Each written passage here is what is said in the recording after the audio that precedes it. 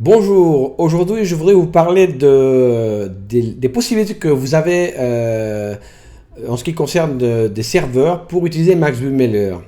Une des choses qui arrive souvent quand une personne, un de mes clients, commencer à envoyer des emails avec MaxVMailer, c'est d'utiliser un service gratuit. C'est-à-dire par exemple Gmail. À mon avis, c'est une erreur parce que Gmail, comme c'est un service gratuit, il y a énormément de personnes qui l'utilisent. Souvent, le service ne fonctionne pas correctement, il est peut-être lent, il ne se reconnecte pas, on peut avoir des problèmes d'authentification. Lorsqu'on a besoin d'envoyer un message à un moment précis et on commence à avoir des problèmes, c'est frustrant. On finit par me contacter et puis bon, on essaie d'arranger le problème, qui c'est pas toujours évident. Certaines fois on y arrive, d'autres fois il faut attendre 24 heures pour que ça commence à fonctionner de nouveau. Donc à mon avis, utiliser Gmail c'est pas une bonne idée. D'ailleurs, si vous allez sur le site de MaxVMailer, ici il y a une page de MaxVMailer, de MaxProc, pardon, il y a une page qui s'appelle en anglais What mail server can I should or I use with MaxVMailer, qui veut dire en français quel serveur je devrais utilisé avec MaxVMailer. Alors ici, c'est écrit bien sûr en anglais, mais on peut le traduire en français ici, c'est facile, il suffit de prendre la liste, français ici, voilà. Alors là, on explique un peu sur cette page que une des manières les plus simples, ce serait simplement d'acheter un pack pour monter un site web, c'est-à-dire un pack où on peut monter un site web, et puis on a aussi des bases de données SQL, et puis aussi on a un serveur mail. Tout ça, ça vient tout ensemble, donc il suffit d'acheter un pack comme cela chez un fournisseur web. Vous montez une web, et puis vous avez votre serveur email, et puis voilà, bon, vous pouvez travailler directement et utiliser ce serveur email avec MaxVMailer, il n'y a aucun problème. Sinon, si vous ne voulez pas monter une page web ou vous ne voulez pas non plus utiliser le serveur que vous avez avec la page web que vous avez déjà, vous pouvez utiliser un serveur. Ici, sur cette page-là, il y a une liste SMTP, Amazon 16, RealSender, smtp.com, Mailjet, SendGrid, SMTP2Go et Mandrill. Il y a plusieurs possibilités.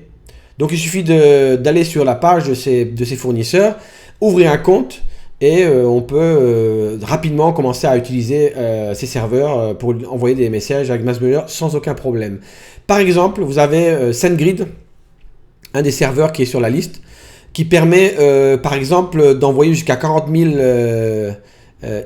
messages par mois, tous les 30 jours, mais ça gratuitement, mais sans messages par jour. C'est-à-dire que vous devriez régler MaxVMailer pour qu'il envoie maximum 100 emails par jour, et vous pourriez envoyer jusqu'à 30 000 en 30 jours en fait, et sans rien payer.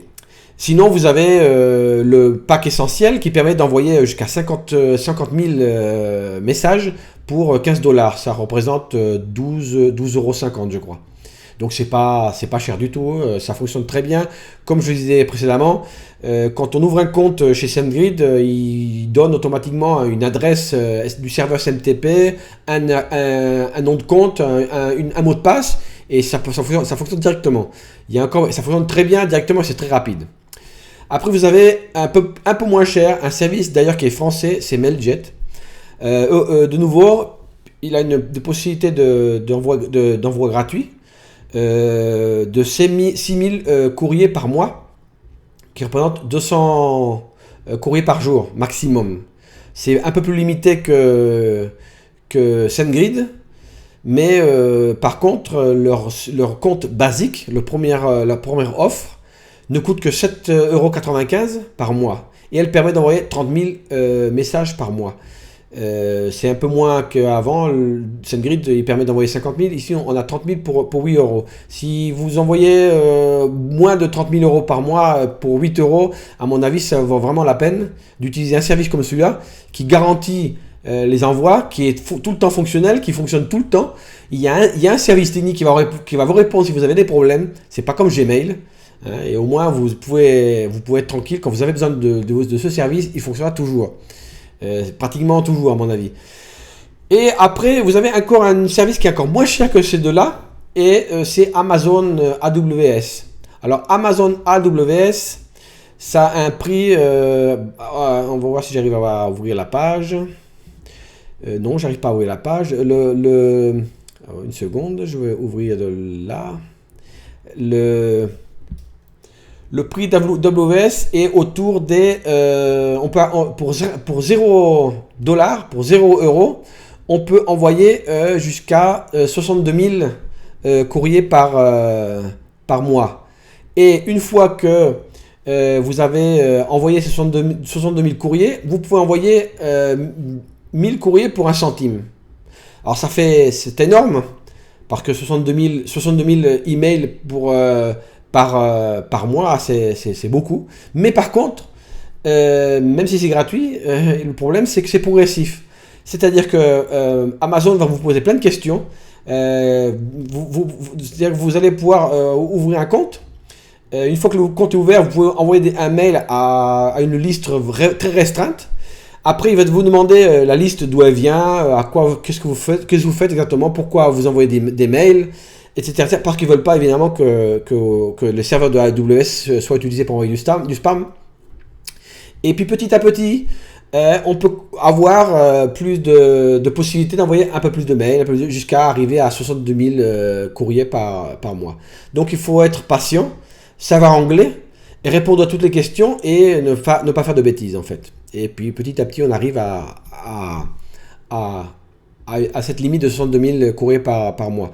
Évidemment, c'est ce qui est le moins cher, mais à mon avis, c'est plus facile d'utiliser ou Mailjet qui est français, ou SendGrid qui est aussi traduit en français et qui fonctionne très bien. Moi personnellement, je n'ai jamais utilisé Amazon. J'ai beaucoup de clients de Maximum qui utilisent Amazon AWS sans aucun problème. Par contre, j'ai utilisé SendGrid et j'ai aussi utilisé Mailjet avec Maximum sans aucun problème. Ça fonctionne très bien, il y a un service technique derrière, il y a un support. Quand il y a un problème, c'est pas la peine de me contacter à moi, il suffit de les contacter à eux. Des problèmes, il n'y en a pas beaucoup de toute façon. C'est pas comme Gmail. Gmail, c'est tout le temps des problèmes. Vous allez me contacter constamment. D'ailleurs, 10 sur 10 des problèmes que j'ai actuellement au support technique en ce qui concerne le serveur, c'est tout le temps, 100% Gmail. Et j'ai jamais personne qui me demande qu'il y ait des problèmes ni avec SendGrid, ni avec leur serveur de leur page web, ni ni Mailjet, ni AWS. C'est toujours Gmail. Donc à mon avis, si vous voulez être tranquille, à mon avis, il faut laisser tomber Gmail définitivement, même si c'est gratuit, ça vaut vraiment pas le coup. Si vous voulez m'envoyer des mails et vous êtes sérieux, ce que vous faites c'est sérieux, à mon avis, le mieux c'est d'avoir un compte chez n'importe quel de ces trois fournisseurs. SendGrid, Mailjet, il y en a d'autres, hein, comme la liste, il y a HotSMTP, il y a aussi RealSender, smtp.com, SMTP2Go et Mandrill. Moi, personnellement, je préfère Mailjet et SendGrid, mais bon, parce que je les connais. Hein, et à mon avis, et d'ailleurs, Mailjet si vous êtes en français, Mailjet est en France, donc au moins, je crois qu'ils sont sur Paris. Donc voilà, j'espère que vous avez aimé cette vidéo et j'espère que ça va vous aider à prendre la bonne décision et d'arrêter d'utiliser Gmail. Voilà. Et voilà, c'est tout pour aujourd'hui. J'espère vous voir pour une prochaine vidéo. Merci, à plus tard.